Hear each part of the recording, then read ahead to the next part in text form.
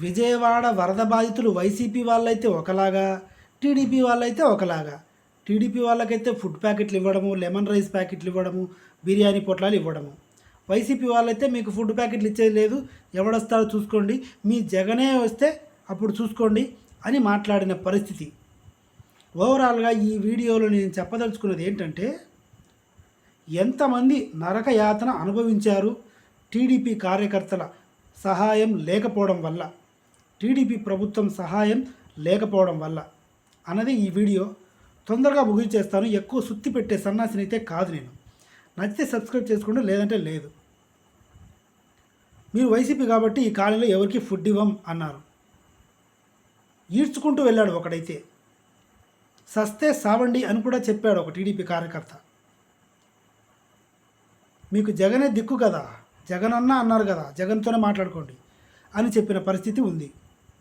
Cut చేస్తే ఇంకో చోట హాస్పిటల్కి వెళ్ళాలి, మా ఆవిడ ప్రెగ్నెంట్ అంటే 8,000 ఇస్తే హాస్పిటల్కి తీసుకెళ్తాం, లేదంటే లేదు. దీని గురించి పట్టించుకున్న నాదురే లేదు. టీడీపీ ప్రభుత్వం నుంచి కొన్ని బోట్లు వచ్చాయి.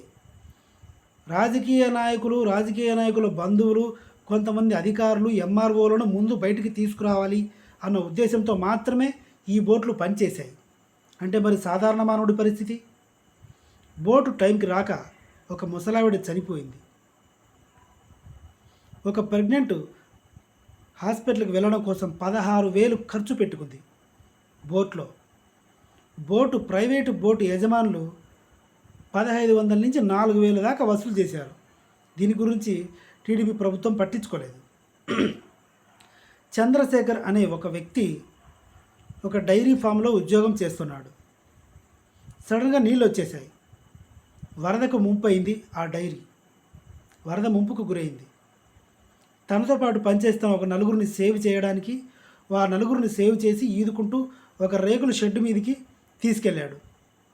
తర్వాత ఆ డైరీ ఫామ్లో ఉన్న ఆవుల్ని 5-6 ఉంటే వాటి తాళ్ళు విప్పేశాడు. తాళ్ళు కట్టి ఉంటే మునిగిపోతే చనిపోతాయని. అతను పైకి ఎక్కే ప్రయత్నంలో కాలు జారి నీళ్ళల్లో పడిపోయాడు. అతని శవాన్ని కూడా ప్రభుత్వం బయటికి తీయలేకపోయింది. అతనికి 8 నెలల ప్రెగ్నెంట్ గర్భవతి ఉంది. తన భార్య 8 నెలల గర్భవతి. ఇలాంటి ఘోరాలు ఎన్నో జరిగాయి.